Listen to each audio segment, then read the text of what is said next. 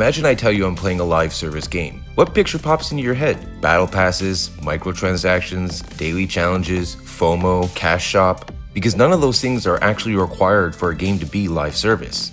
And that's where things start getting interesting. Most people play games. I spent years breaking them. Let's get into it. Most gamers hear the words live service, they usually think games like Fortnite, Apex Legends, or Call of Duty Warzone. But then you have games like Helldivers 2, No Man's Sky, or Path of Exile. All of them receive ongoing updates, all of them evolve over time, all of them fit under the live service umbrella, yet many players view them very differently.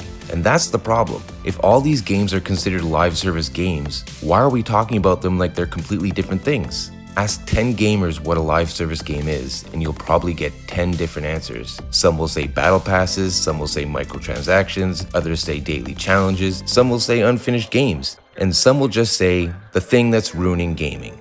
But here's the weird part, those aren't all the same thing. But online, we tend to throw them all into one giant bucket and call it live service. And I think that's why these conversations go in circles. Because we're not always talking about the same thing, even though we think we are. So, before we talk about whether live service games are good or bad, before we talk about why gamers hate them, and before we talk about why every AAA studio seems to want one, what the hell is a live service game then? Well, let's talk what a live service game isn't. A live service game isn't a battle pass, it's not a cosmetic store or a daily login reward, it's not FOMO, and it definitely isn't microtransactions.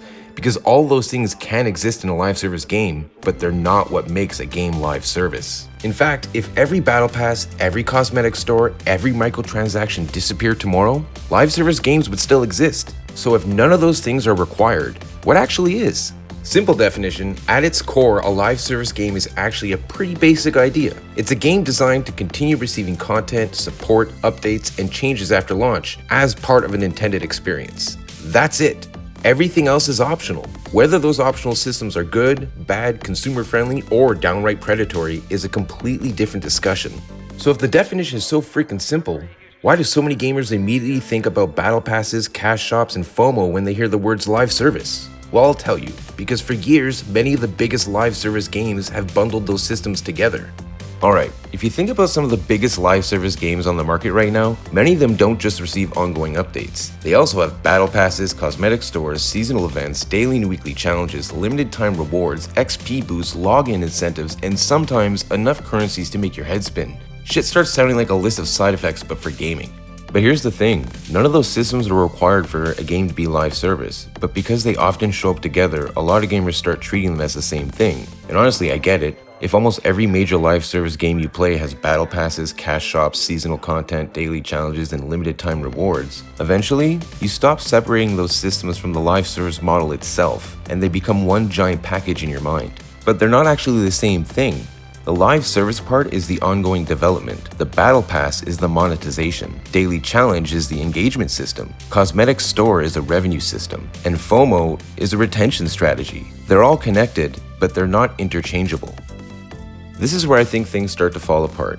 Because when I hear a gamer say, I hate live service games or something like that, my tester brain immediately asks, what exactly are we talking about here? Are they talking about the monetization? Are they talking about the retention strategy? Are they talking about the game shutting down? Or are they talking about unfinished launches? Because those are all completely different criticisms. Here's what I mean. One gamer might hate live service because they're tired of battle passes. Another might hate it because they're worried the servers will eventually shut down. And another might hate it because they feel pressured to log in every day. And another might simply miss buying a game once and being done with it. That's 4 different complaints, 4 different frustrations, 4 completely different problems. But all 4 of those gamers will probably summarize their experience the exact same way. I hate live service games or something like that. And this is why I think these conversations seem to go nowhere. Because one person is talking about monetization while the other is talking about preservation and the other 2 are talking about engagement systems and game design. But here's the problem, they're all using the exact same label, live service.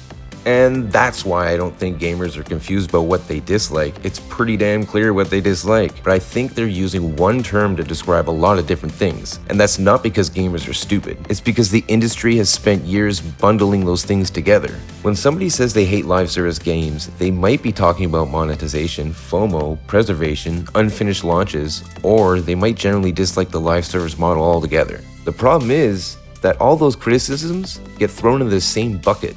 And once that happens, the conversation gets pretty messy. So next time somebody says live service games are ruining gaming, I know exactly what question I'm asking myself. Which part? Because until we answer that, we're probably not talking about the same thing, even if we think we are. Remember, I can't tell you where I've been, but I can tell you what I've learned. Have a good one, gamers, and I'll see you in the next one.